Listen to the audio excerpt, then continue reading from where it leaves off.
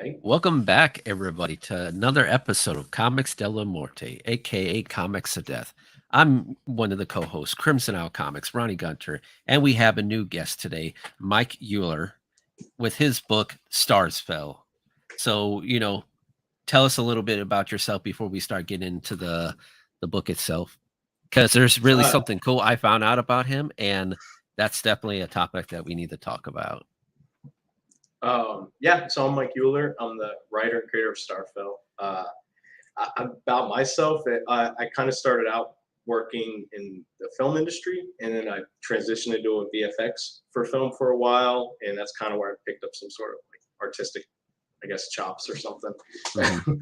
And then transitioned later on in life into doing marketing. So everything kind of played its part when developing Starfell. I just took all these little aspects and disciplines that I picked up over the years to make it. And Mhm. I've just been a comic book fan since I was about 6 years old. So Oh yeah. it just became this thing in life where it's like bucket list. Let's try to make a comic book. And fortunately for me, I found this amazing town in Alabama to base Starfell off of, which we can get into. But yeah, that's a little bit of my background is doing film work Awesome. and graphic design, marketing. And for anybody out there, he told me that he had worked for Trauma. That's awesome. Like Yeah, when you worked for Trauma, like what time period was that? Was like that way past, the Toxic Avenger days? yeah. This is past Toxic Avenger. So Okay. this would be 2000, end of 2005 up until 2007. So when I worked there, so this would have been around Poltergeist. That was Oh kind of my the movie. That was kind of the movie yeah. that came Oh out my at the time. gosh. I know. Um, That movie was and crazy. yeah, dude, yeah, it's bonkers. Um, Yeah. I always thought it was funny that, in the late early 80s, early 90s, I always say that you have like a cartoon series based around the Toxic Crusaders. You got Toxic and all of his friends, and then a kid's like, "Hey, mommy, it's Toxic Avenger," and then you watch the adult version of the movie. It's and like, they're wow, just what? the most hardcore, Yeah, raunchiest things you'll ever see in your life. Yeah, it's exactly, something. Yeah, exactly. it's something you can't show your mom for sure. Uh, No, one of the cool things at Troma, where I worked was in mhm, New York. They had since moved their offices over to I think Queens, but gotcha. in the basement in Troma Mhm. is where they keep all their like old masks and prosthetics. But there is boxes of Toxic Crusader animation subs, like in Oh order, my so god. you could pick them up and like flip through them like a flip book, and animations would be in sequence. It was a real cool place to work. Real cool people. It, Yeah, I could only imagine putting on one of the toxic mask or whatever and they just fighting with the mop. dude, they smell horrible. Oh, I bet. Like they're just just latex soaked with old sweat. It's Oh basically man, what they smell like. that's But yeah, that was kind of where I got my start working in films was Trauma, which I think for a lot of people at that time that's where they would go. yeah. It was kind of like the Ellis Island of filmmaking. It's kind of like you're not. I think I got paid $6.50 an hour living in New York to Mhm. work there. So you're not making money, but it's a cool place, and Well, yeah, I it's real. mean, a lot of like even actors like in the 80s and 90s pretty much got their career from like appearing in like horror movies or like that type of genre. Yeah. Um, yeah, like Kevin Bacon was in Friday the 13th, the first one, which is I know, right? that's just so Yeah, good to see him for in that. sure. Yeah. So Uh, that's awesome. And what made you transition from where you were at to now having your own Starfell Studios? Like, are you just doing comics, or you have any else so, thing planned? so here's the idea originally. So I used to work for this one company called Magic Leap. Hmm. You might have to Google them, but they still do AR, augmented reality. And Oh, I okay. was brought on originally as a computer animator because Hmm. that's what I did for film. And then I created a series for them. Just I made a pitch book essentially of this cool idea for a video game, and then I progressed to being like the guy that created intellectual property for the company. So I learned all these cool things, and there was like these, like Peter Jackson was there, like all these cool people were coming in, and you just learned a lot. So when it came time to do Starfell, I essentially just wanted to make a pitch book just for like, it'd be a cool Netflix series or something. And I was just originally going to write a script for that with some cool concept art. And then what happened was I was like, well, I should probably create some storyboards to go along with this. Probably be cool if I made the storyboards look like comic book pages. So I ended up finding this really talented artist. He's out in Brazil, but I met him online, Lucas Assist. And I got in touch with him like, hey, I just need a few pages to do, some cool storyboards. And then it just kind of spiraled. And then I was like, you know what, this is going to be a comic book. That's what we're going to do for right now. And I just kind of wanted this visual script, for the comic book. So if you look at the comic, the shots are kind of set up like you would for a movie or a storyboard. The way the very, very action sequence. Yeah, but it works so well. Yeah, thank you. So yeah, we want to do these like tight close-up shots or like these grand wide shots of the town or like this haunted mansion looking thing. So still the pipe dream is at some point, which I think most creators are, they want to see their work turned into different mediums, like a cartoon or a streaming series. So that's still the goal, but I'm still like just mind blown by just being able to make a comic book. Not only that, just the people I've met in the comic creator community, like they're just the most positive people that like support each other and help each other along the way. There's no, there's just no backstabbing or anything like that. Everyone's so cool. So it's a really awesome community to join. So I hope that answers your question, but yeah, it's the idea. No, it's all right. I'm just going to bring up, let's see, I'm going to bring up one of the pieces. I really like the way the layout is. So what on your website? Let's see.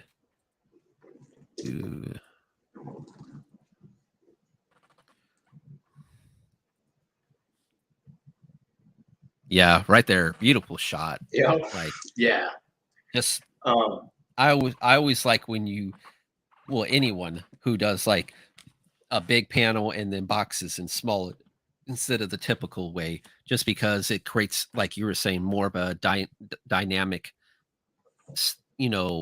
upbeat movement that you could definitely see it was written for a script. But still, if you could find a way to make it fit for comics, go right ahead. Even better. And that right there really is the artist, that how he positioned the panels, because I'm just writing, medium shot of, Levi riding his bike in the woods. And I'm giving him a lot of reference. So, this takes place in Alabama. So I'm going out and taking pictures for him and trying to give him as much input as I can. But I mean, he is just incredible at drawing. And our colorist as well, Guillermo Sabino, I mean, it's just rich and detailed. So for he's sure. Incredible. Yeah. And really and good team. Everybody, the website's right there. Whoever's in the chats. Let me see. But yeah, really good stuff. Thank you. So got my Root Eats, got Kamikaze. What's up, guys? Thank you for support. So on the website, there's like the comic book section, and then there's the concept art section. So the concept art was what was done originally when thinking like, oh, this might be a cool film. So it's more cinematic. It's a big contrast from the comic book itself. And then I have the colorist is also working on like concept for like what an animated series might look like. So so a lot of big plans for it, but we're just chipping away a little at a time at this moment. And on to issue 2. Thank you, Kickstarter. Awesome.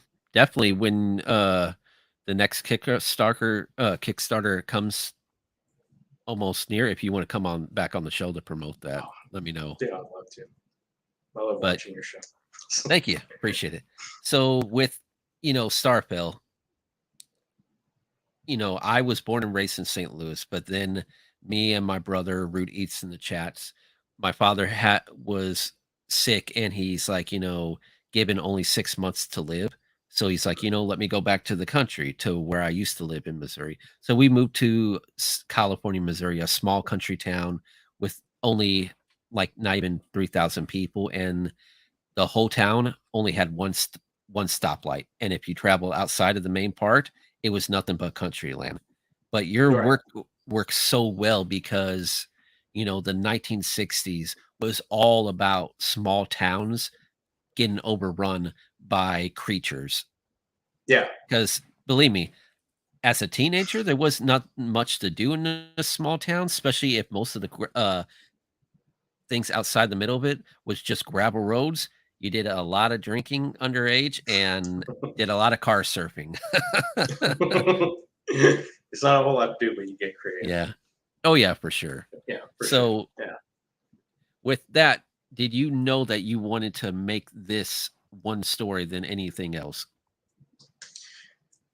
Yeah. Oh, there was a period, I would say, about a 4 year stretch where I'd kind of put Mhm. everything away. Like I just wasn't writing, I wasn't creating. I originally just felt like I think I'm done. Like I don't know if it was just old age, you know. Mhm. So things just kind of went away. But I went to this town with Wetumpka, which is like about 20 minutes from where I'm currently sitting. And when you're there, there is a meteor crater there. That's where the town sits on, and it Yeah. has this beautiful river. And there is a draw to the town. And Mhm. like, I guess it wasn't just for me. Like Tim Burton filmed Big Fish there, which is Oh really cool. shit. Yeah.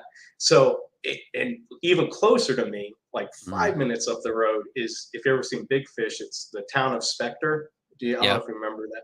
So the movie set is still sitting there. You can actually go visit it. It's on an island surrounded by That's awesome. goats. Like you can drive out there. So the area just kind of has this charm to it. I don't want to say Southern Gothic, but it just has this Southern, you know, lure to it. And Yeah. so I was just walking around the town, and it just kind of hit me, and then I just started thinking about it more. And thinking months had gone by, Mhm. and I was just thinking about it in my head, thinking I was like, let's that kind of sparked it, and I was like, I think this is the one. This is the one I'm gonna. Well, at this point, spend 3 years on making, day Yeah. in day out. So, it, if anyone's ever through Alabama, you should visit that town. It's Mhm. just the coolest place to go walk around. So, And yeah. for the like I got the story that you had laid out that you got on your Mhm. website, but for in shorter terms, just let the audience know pretty much what the book is comics about. So it's a play. It's a take on 50s and 60s sci-fi. That's just a genre that I like. I just like those old black and white monster movies. Yeah. But also, I grew up in the 80s, so it's Goonies and Monster Squad. There was a kid team up movie constantly. Monster Squad's amazing. It's so good. Wolfman I has don't know. nards. I don't know why it doesn't have as much attention as it should. Everyone I've shown that hasn't seen it was like, I don't know how I didn't know about this movie. Well, It's yeah, so it's good. like It's like it's a precursor to Stranger Things. If yeah, Stranger Things fought the Universal monsters. yeah. It's Yeah. just one of those movies that are really good that you had to be around that time. Like me and my Yeah. brother, we used to watch one movie over and over again on VHS, and then the movie broke. And I actually have a Yeah. T-shirt of it. Killer Clowns from Outer Space. Love that movie. Love it. Love it. Dude. I mean, I've had every Yeah. different copy of that Mhm. VHS And DVD. it's a shame because during COVID and then after COVID, just my health, I couldn't like really travel that far. But Hmm. here in Orlando, they actually had the creators who made Killer Clowns from Outer Space Uh-huh. at Universal Studios make a They haunted did house. oh, they did like the Halloween Horror Nights, right? Yes, they Yeah. did. Like they actually had Yeah. the truck from the movie. They had the people like the original costumes. I'm like, oh my god. Yeah, and like the first time you said, I think I was 12 the first time I saw it, and it was, I mean, it's terrifying the way they looked. Mhm. And then as you get older, you keep like, I was just blown away by like Oh the yeah. makeup effects and the prosthetic, just like the cotton candy bubbles that they would put people Yeah, in. yeah. It was And just it's just out. and it's so cool that now on Etsy you could actually have people make custom guns like that for you. Oh, really? Like the Yeah. popcorn guns and all. Yeah. That's They wild. just don't have like the ray guns. They have that, but they don't have the puppet attached to it. But you could always make your own. Yeah, that's so cool. I mean, Yeah. that's another movie. That's just this classic, and that kind of actually feels like an old '60s, '50s horror movie. I mean, Yeah. obviously it's smashed in the late '80s. I think But it takes place 89. in yeah, but it takes place Yeah, like in a small town, you know. yeah. It's just that small town allure to it. I Oh, think one of the speaking things of for my brother was saying, and you could definitely agree with this, Lobster Man from Mars. That's another classic right there. I don't know if I've seen that one, to be Yeah. honest. It's definitely cheesy. Yeah, is it one? I guess it's an old '50s one. Well, inspired. Yeah. Yeah, I don't know. I will have to look it up. For me, it's like I think we were talking earlier before we went on, like the Blob.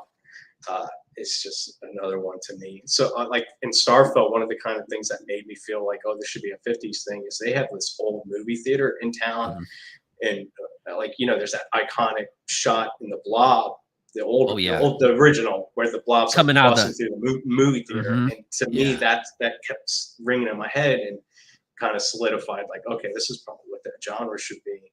And I Because think one of the things that I know one of my favorites from the 50s, like before mhm, like they did the 1988 version.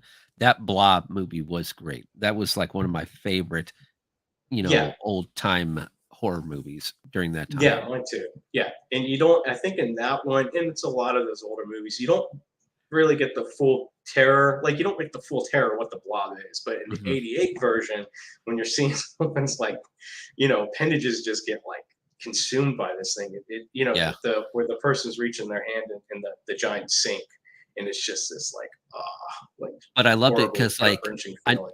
I know you were like trying to like have like elements in there, but definitely the Mhm. beginning with the whole meteorite and then it crashing and then things Yeah. being affected. I'm like, oh man, this kind of gave me a Blob vibe, you know, Oh yeah. even though, Yeah. yeah. Well, I think like Starfield, like so in Ed Wood with Johnny Depp, there's a Hmm. part where he's kind of going through this old stock footage of Yeah. like buffaloes and the army, and he constructs a whole movie in his head on the spot, and that's kind of how it was like, oh, it kind of felt with Starfield. I wanted to put like mole people in it, and the Hmm. Blob, and like zombies, and ghosts, and specters, just all the which as the issues as they get made, hopefully, that's what they're going to run across. So Yeah. I guess kind of back to the story, it's just about a bunch of little kids that kind of have to take on these monsters, and it's all meteor driven, and there's this rich Hmm. eccentric family that's like really controlling behind the scenes. Um, Yeah. one of the things in those older movies, which then they didn't, those movies weren't really big on character development. Like you didn't really Hmm. care about the teenagers that were getting mauled, Oh in yeah, those for old sure. movies by like spacemen. you know so this is where it's like I just wanted to spend more time on these characters and be more character driven, so that way at some point when some of them start meeting their end, you kind of like to feel for them a little bit. Yeah, that was a great one. Yeah. uh, And that's what I like back then. You had like giant ants. You even had a movie where giant rabbits would go around killing people. yeah, I think it was anything giant they could throw into Yeah. it. Like the giant women. So Mhm. it's like Oh yeah. that was a big thing for them. So out of like your comic and everything, you wanted to Mhm. have this style. Like, did you know that you like how you wanted the characters to be? Like, did you want the characters to be like that typical, you had your bad boy, the geek, kind of like how you pretty much see in a lot of movies? Yeah, there's definitely a path to follow with those characters, but like I Mhm. said, like I have a bad boy character in there, Yeah. Johnny, but it's not like your typical bad boy. Like there's a lot more character that's going to come out Mhm. into it. Gotcha. There's a nerd, there'll be a chubby kid, but it's, but they'll play a little bit more deeper than that, hopefully. Uh, but I have a pretty decent idea of all these characters, how they act, and it's pulling a lot of like Miles, the best friend in the book, is based off of my best friend growing up. There's a lot of aspects in that book that's from my life. Like my dad died in front of me when I was like, Oh, sorry to hear that. very, oh, it's all right, man. But he died in front of me when I was young. So I put that in the book. And, the grandmother, that's my grandmother. Yeah. So I just pulled off these things that are close to my life, and hopefully can make these characters a little deeper, just because I've dealt with them, person. But yeah, there will be the nerdy kid, and there'll be the chubby kid, and the bad boy, and all that. But And I like how also too you have like the rich family. That reminds me of like a typical, thing that you would see like in the Twilight Zone. Like shit's yes, going down and you got monsters everywhere, but yet you have this one family that has their secrets. hmm You know? yeah, they're the hand behind the scenes. I don't want Yeah. to give too much away for Oh future no, storylines, definitely but not. there's the much deeper Plan 9 from outer space vibe to it. Mhm. But I just kind of like it. I like Southern Gothic, so that's kind of what that family is supposed to be. This older, older South kind of deal, which is always Yeah. creepy, and you can really play off on it. And they were also inspired from this movie from the '60s called Spider Baby. Mhm. If you watch that movie, you'd see where some of those ideas came from to create this family. Yeah. I don't know if you ever seen that comedy horror, The Applegates. I The have people not. who yeah, that's definitely one movie that's good. But I don't know if you want to talk more because like you said you don't want to give too much away with your comic. hmm But with that, was it harder for you to like really draw in a comic book more format, or was it easier for you because you had like the experience of like trying to tone it down? Because I know some people they say it's easier to write a script in a comic because you can't fit so much on one panel. Yeah, it gets frustrating. That's why I think Starfell's 28 pages. It's so I thought of it like something that I know it, which Mhm. is storyboards, and I thought of it just like that. So that's why in the first issue there's not that much action. It seems like panels will draw on a little bit without dialogue, and Yeah. it's just storyboarding, and Hmm. that's just kind of how I'm making it. Uh, at this point, it's been a very pleasant, easygoing process, and I think that, the artists involved in it, it just made it that much easier for me to do. But I'm just writing it as I would a movie and letting them just draw out the frames. And Oh, I my use co-host. Yeah, it's all right, man. But let in so the man, comments. I don't know if you read the book yet. Just if you have, let him write in the comments what you think about it. I really enjoyed it a lot. thank you. I forgot what I was going to say. No, it's There's all right. something. That's, I do have one thing. Like before we Mhm. get into like more questions, and maybe Mhm. it could be the same one. Like, what is your favorite like horror movie around that timeline? I mean, Spider Babies. Yeah. That's one of my favorites from that. It's like one of the only ones I can watch. Like some of those movies are hard to sit through. Like you'll lose interest, and I hate to say that. So sometimes if it's like a really harsh B one, I'll do a Mystery Science Theater 3000 version of it, just so I'm like keep Oh, my interest just to follow the story. Spider Baby was one where it's like, and I've watched it 20 times, and that's one. It's just really good. And Sid Haig's in it. That's his first movie. yeah. Sid Haig. He's from House of a Thousand Corpses and Devil's Oh yeah. Rejects. Hmm. Um, Outside of that, I mean, Plan 9 from Outer Space, The Blob, Invasion of the Body Snatchers, The Day Oh the my Earth Stood gosh, Still, yes. um, every Twilight Zone under the sun. It- you know, I watched them every I don't season know. I about don't a know if hundred you've seen times. it, but my Mhm. co-host he said Killer Book loved it. Oh, thank you. Appreciate So it, man. yeah, Hopefully the next one will hold up. yeah. But yeah, as far as my favorite, oh, House on the Haunted Hill. That's another one. Like Oh yeah. it's old and it still has like one of the most jump scares in the movie with this old lady at the top. Like she's Mhm. just kind of comes out of a hallway and it's still Yeah. creepy as crap to watch. Sweet. So that's another good one. And Mhm. outside of that, it's 80s horror. That's just because that's just what I grew up Yeah. around. So But what as far would as be your favorite horror movie of all time? And it doesn't even have to be that genre. I mean that timeline. it's The Fly. The Jeff, I love the original, and it's completely different from the remake. But Jeff Goldblum's The Fly is still something. Yeah, it's amazing. Yeah, it's incredible, The and special I mean, effects. it's unreal. And it's just I watch it at least twice a year. If Mhm. it's sometimes it's just on TV random. If not, I'll seek it out. But just that heartbreaking story that Jeff Goldblum has to go through, and his Oh body yeah. parts deteriorating, and his love interest is just she sticks with him like almost to the end. Like even when his teeth are falling off and he's just losing his mind, she's like right there And then with him. how he vomits on that guy's foot and melts it. Yeah, Oh man. because he has to disintegrate it to eat it. Mhm. Yeah, Yeah, for sure. and then they made The Fly 2, which was Yeah. was all right. Eric Usually, Stokes, so yeah, exactly. I understand that. But uh, yeah, so that's cool. yeah, and then And else. Oh, go ahead. I'll go ahead. No, I was gonna say something, but you finish what you were gonna say. No, I mean outside of that one, it's all the Nightmare on Elm Streets. I mean, That you goes can't. into the next one. Yeah. Who's your favorite 80s horror slasher? Mine's Oh, is, of course, it's Freddy. yeah, it's Mine's Freddy. And he was terrifying in part one and part two. Yeah, That's funny. dude, it's even to this day that's still one of the roughest scenes. Right? Yeah. Yeah. Um, but like Nightmare on Elm Street Part One and Part Two, Freddy's a very terrifying character, and even Yeah. parts of Part Three is like that. So as a little kid, those movies were like really hard to sit through.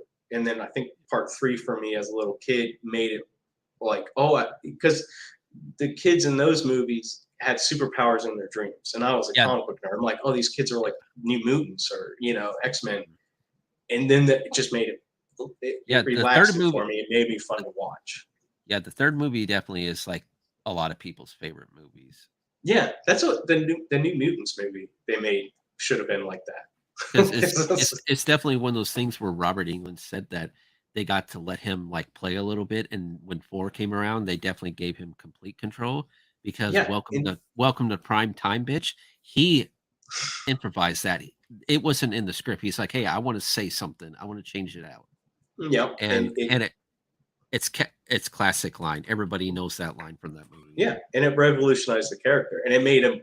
I mean, it made it way more mainstream. Like my Mhm. stepdad, he took me to see Part Five, and I think I was 11 years old. Yeah. You can now take your kids to it, which Part Five is still horrifying to watch. Yeah. A lot of scenes, but you could bring your kids to it, and Mhm. that's because Freddy, he's a child murderer, but he has like a personality. He's hitting out these one-liners, and you just forget about that fact. And you're rooting for him. Yeah. It's the Mhm. you're rooting for the body count. And Jason, even though he didn't have a personality, but it kind of went the same way around Part Six and Part Seven. Yeah. You know, but Freddy's by far my favorite. Mhm. And then I mean, on a more, I think Candyman, even though that came out, I think 91. Yeah.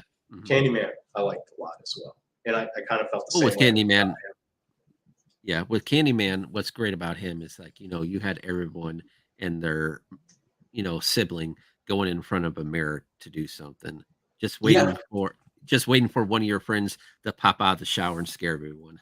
yeah, and so it played on that, and then if you watch the movie, like you're supposed to be terrified of Candyman, but when you realize his backstory, like you have so much empathy for him, you just Yeah. feel bad, like you feel bad, and you're almost like you totally switch where it's like, oh, I'm kind of actually for this guy now Hmm. Yeah. because of all these horrible things that were done to him. So that's another one that's just Yeah, awesome. it's definitely one of those things that I love about horror because I always tell people growing up in the 80s and 90s, everyone had their favorite superhero, like, uh Captain America kick Thor's ass? No, he can't. No, he can't. And then the same topic, people would say, who's the better horror movie slasher and why? So yeah, it's Yeah. horror definitely has like a big impact on pop culture, especially with people going out to watch horror movies when they first come out, and just all the stuff based around it.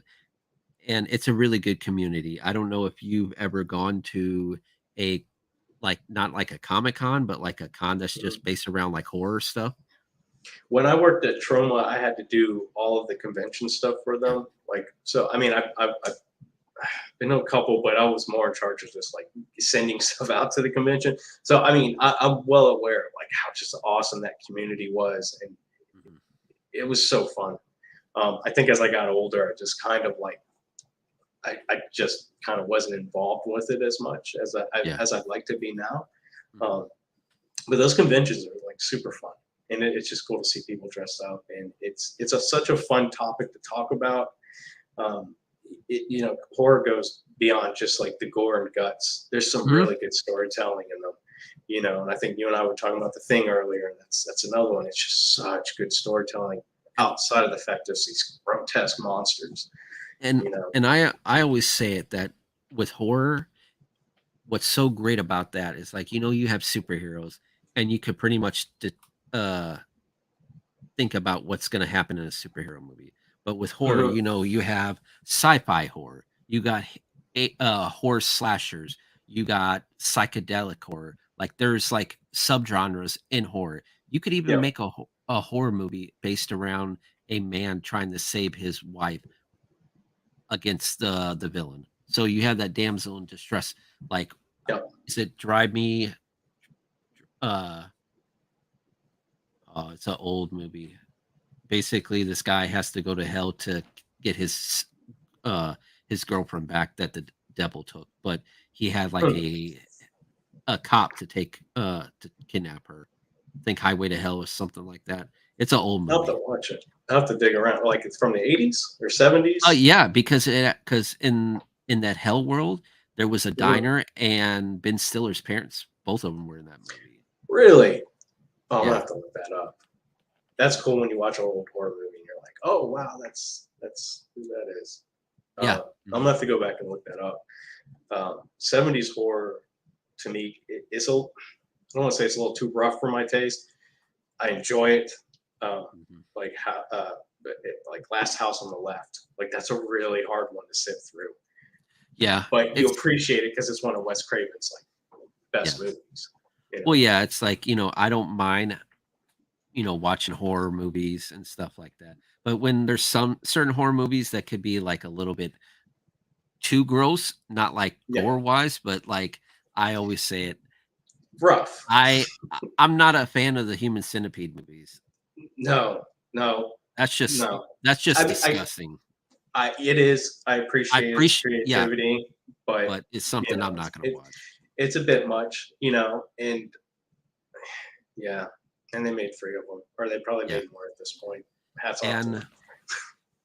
And so, But yeah, I was gonna say, like with you as like writing this comics, you're not mhm. pretty much gonna keep it to like that type of style you would see those horror movies be like back in the day, or are you wanting to have like a little bit more gore? There's going to be a little bit more edge to it. Um, Mhm. I'm also, when I was younger and I was filled with a little bit more piss and vinegar, I could Mhm. probably go a little bit more darker with stuff. Yeah. But I'm kind of at this part of my life where it's like I don't want to really make anything that my children can't read. Yeah. Like that's kind Mhm. of like biggest audience.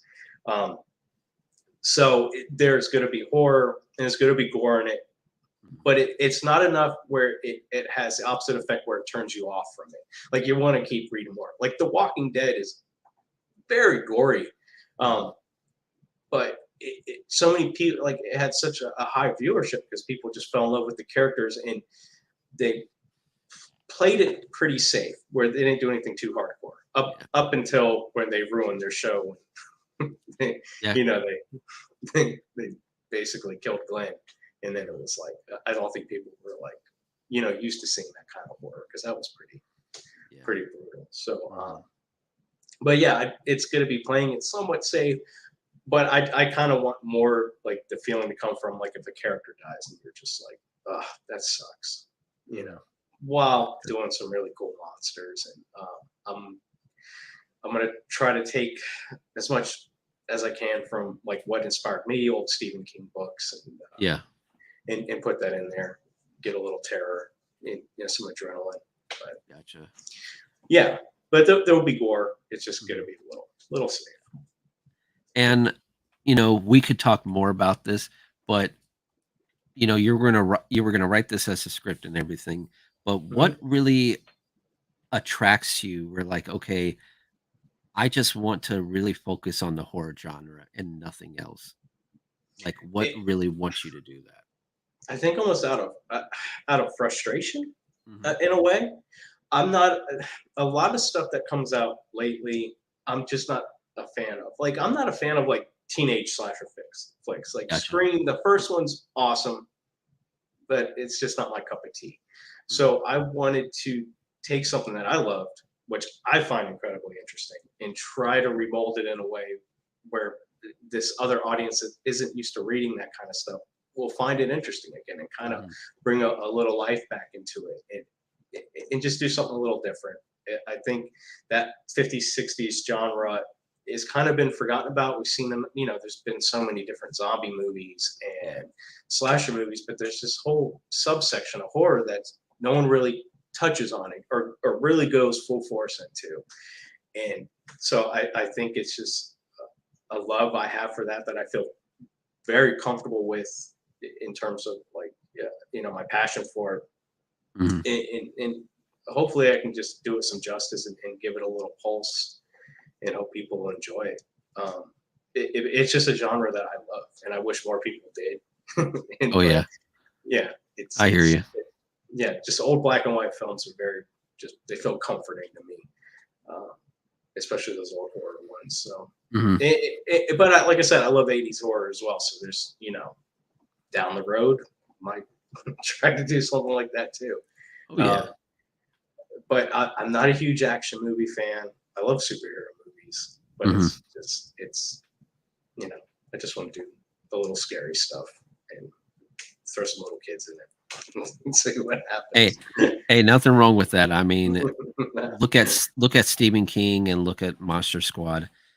I or think, it. It's yeah, or even now with Stranger Things, people realize that if you have kids in a horror movie, just there's mhm. something about that chemistry there, Yeah. you know. Well, I think what it is you know, parents want to watch something with their kids. So I mean Mhm. that you know, Stranger Things is great because your kids can watch it, you can Yeah. watch it. The generation in between just loves it because it's awesome. Mhm. So it was a yeah. I mean, they did an amazing job on the show, and Oh yeah. the amount of references and Easter eggs they pulled from so many movies Oh into it. yes. Like this whole season was Nightmare on Elm Street. The Oh yeah, for majority of it, sure. Definitely. the shots in the house, everything. And then they Um, had Robert England in there. I'm like, Yeah, and which is cool because then it's going to make younger kids be like, "Oh, I want to see Nightmare on Elm Street," which yeah. are some of the best movies ever made. Mhm. Well, in my opinion. Yeah, I agree. That's uh, awesome. yeah, man. But I just think that I think when you have kids teamed up, kids in those movies seem very resilient to the terror in Mhm. front of them. Yeah. Probably because they're naive about the dangers, whereas like an adult would like crap their pants. Kids can Mhm. you can you could come up with some more interesting situations when you have you know these characters that aren't really afraid of the thing in front of them so much just because they're naive to the consequences involved. Yeah. um, Gotcha. and it's just like you know I was so bombarded with that as a kid in the 80s. Like Mhm. Sandlot came out in the 90s, but you know just all these team up of kids fighting monsters and countless Disney movies that did it and I And so And I was gonna say shout out to my friend, Shane Abadeska. He's repeat from Sandlot, oh and really. yeah, and people go follow him on Instagram because he posted since Disney bought Fox, they are in development of taking the original cast and making a one-off mini Disney show. So that's Oh, going to be that's awesome cool. to see. So they're gonna do a whole new Sandlot, kind of like they did with Mighty Yeah. Ducks. Oh, Yeah. that's awesome. Such He didn't tell me much more, but he also told me that he did see a version of him as a pop figure, so that's cool.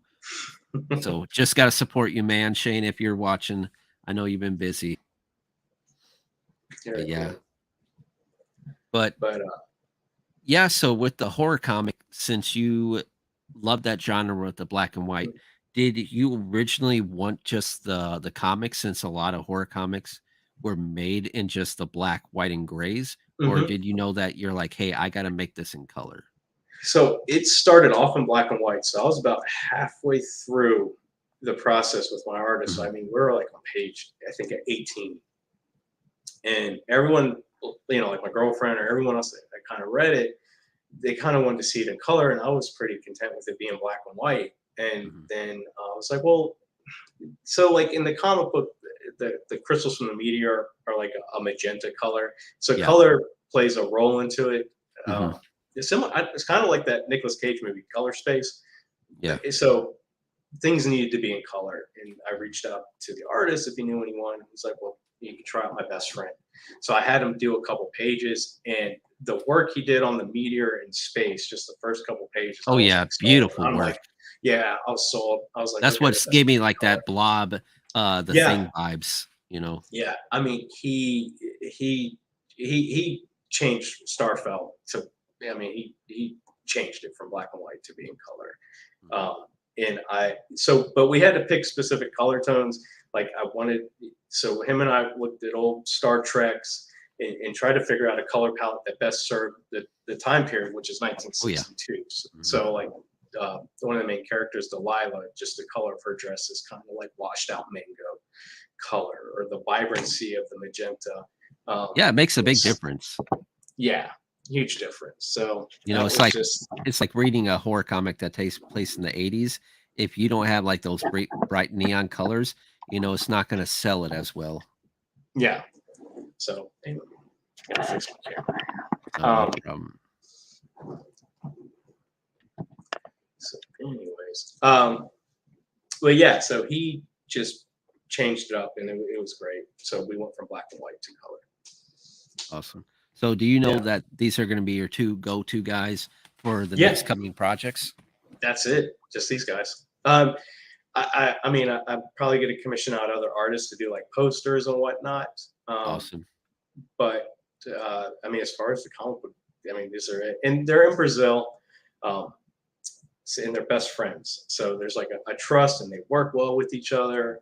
If like they do things I don't even have to ask. Like, if they feel like they messed up on a page, I don't even notice it. And then a week later, they'll be like, "Oh, we went and fixed this." I was like, I didn't even notice that was an issue, but it was. And so they're awesome. So that's my team. If you look on the website, there's these cool black and white drawings of the characters. They're like real cinematic looking. So that was from one of my favorite artists, but he's Ukrainian, and I haven't. He obviously they have issues going on over there. Oh So yeah. yeah, so I kind of lost one of my favorite artists. And last I talked to him, everything he's safe and everything, but he's just not being able to do any work. Mhm. So that's a bummer. But yeah, share some of Like this. his stuff is unreal. Yeah, just that concept art, man, with the gray, it's just very awesome to see that. Or just Yeah. even the colors like you were talking about, like space right here, just Yep. man, Yeah. beautiful, beautiful. That was one I did. That was probably the second piece of concept art made for Mm. this. Yeah.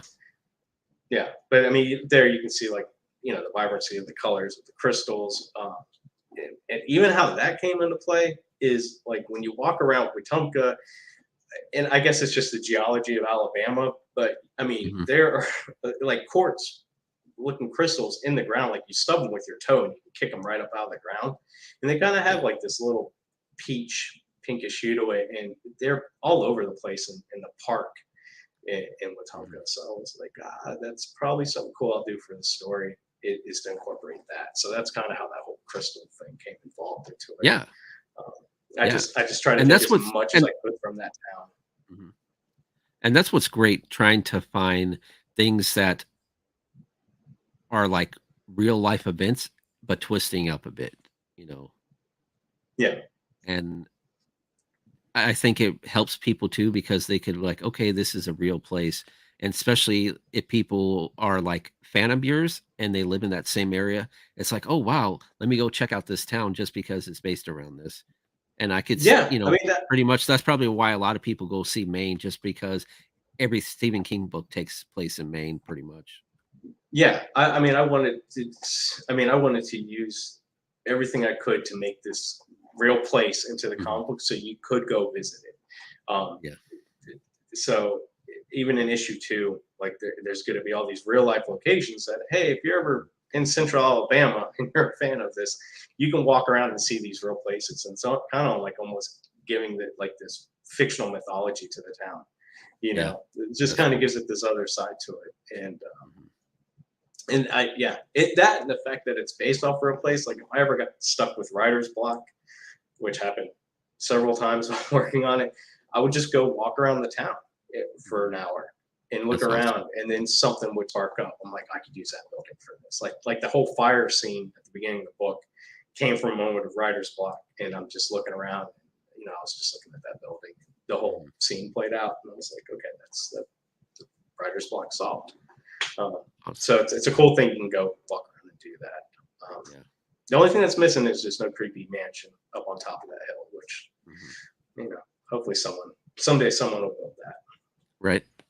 And so, do you know exactly how many books total you want, or how many books are you planning for this? Low low end to finish the story, 10. That's lowballing it, 10. Yeah. So it'll probably be more than that.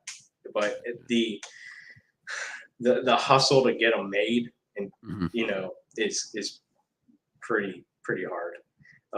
They cost money. You got to pay artists.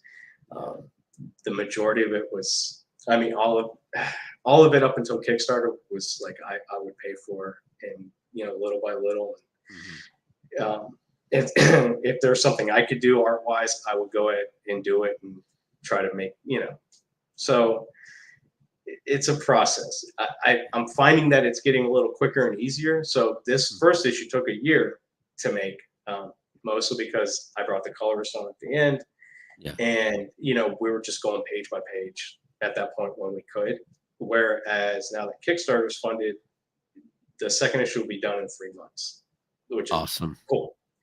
And so we're also looking into where we can distribute them, and bring in a little extra money so that way when issue three comes along, we hopefully won't need a Kickstarter, and we can just be more independent and build this business out. Mhm. That's kind of the goal at the moment.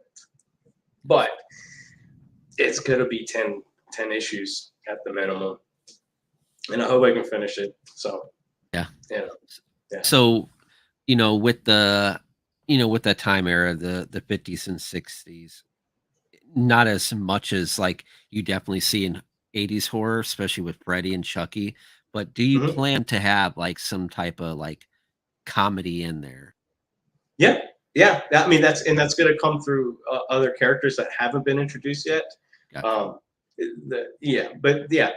there's going to be some comedy in there, a little bit more lightheartedness for sure with some of the characters. Whereas there's some of the characters they're going to go through some rough stuff. Um, Yeah. but yeah, there'll be some comedy in there. Um, Awesome. yeah, like more like Sandlot aspect, just kind of feel good, funny stuff. Mhm. Gotcha.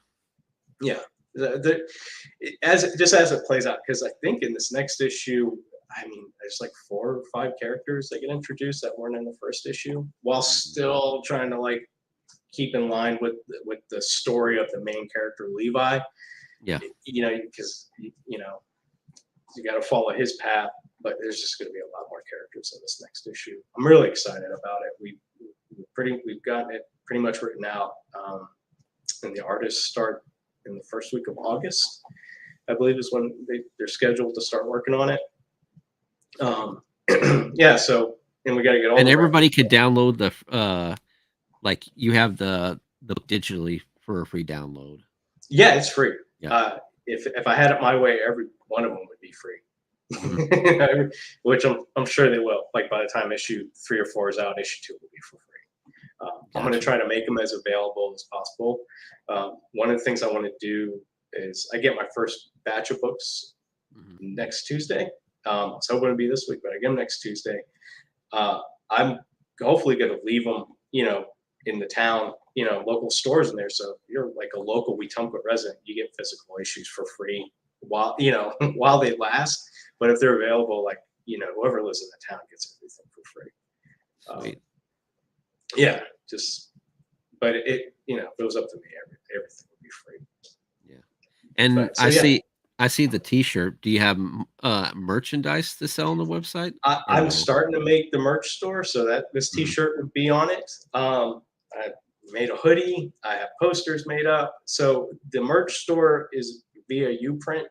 Oh, That's okay. kind of yeah.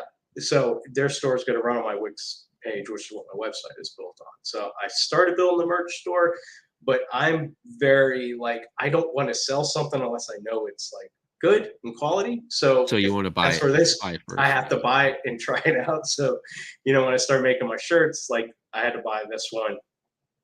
Oh, this good quality. This works. Okay, that can go up there. So that's just me being OCD, and I It's just want to make sure nothing wrong everything with that that. goes out is like Right. good. Yeah. But that should be up. The merch store should probably hopefully be finished by the end of this month, and Cool. people can go buy shirts. If you look on the back of it, it's like a cool picture of Delilah, one of the variant covers of her doing it's from the variant covers from the Killing Joke Batman of the Joker, where he's got the camera. Yeah. So I have one of our characters doing it. So that's kind of what goes on the back of this shirt.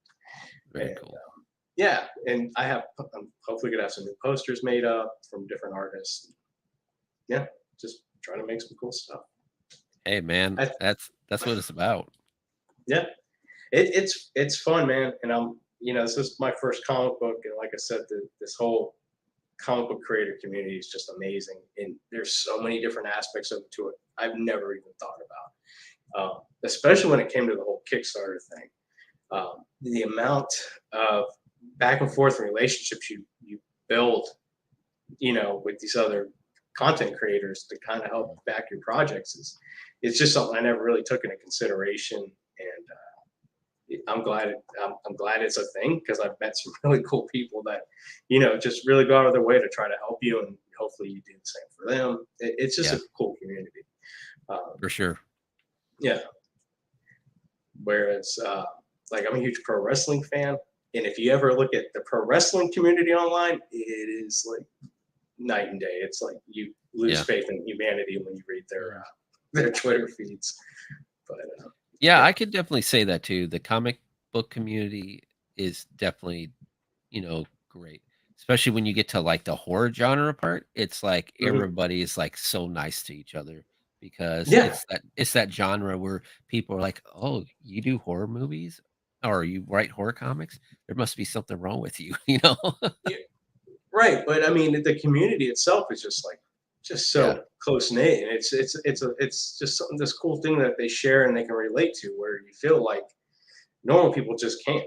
Yeah. It's like, Mhm. why do you like to watch these like horrible movies? And like me, it's just, there's so much more to it than that. It's like it's an art of cinema kind of Mhm. thing.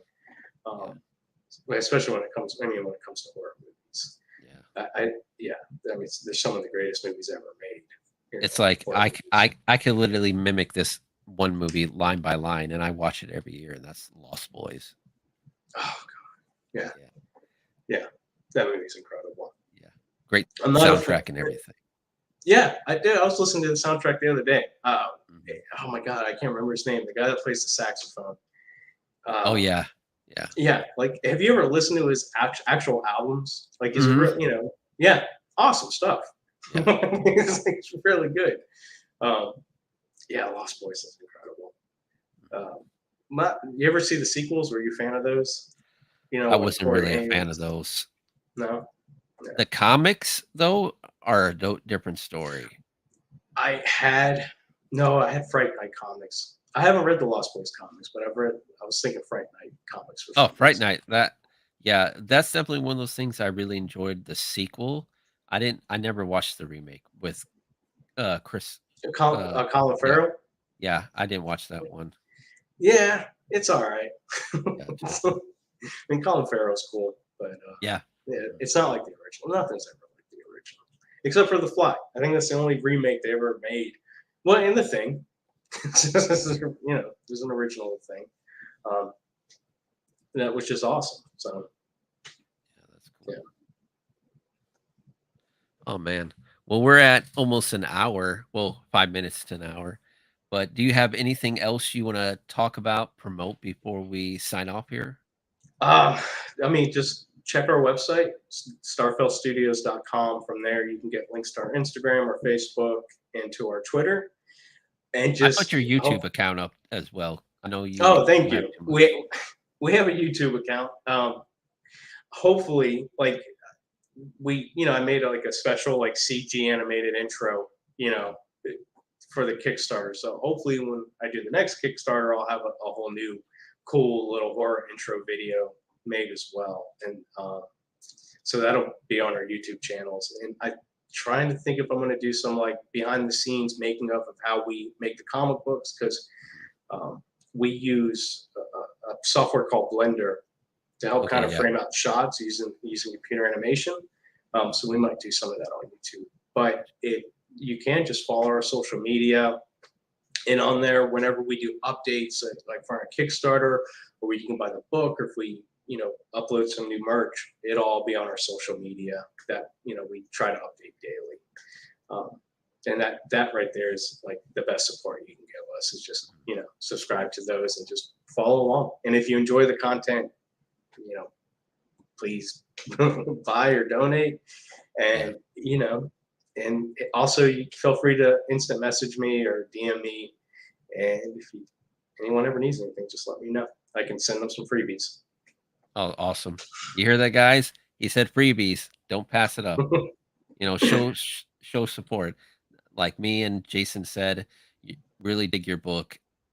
Love it. Thank Definitely you, man. can't wait for the Appreciate it. next one.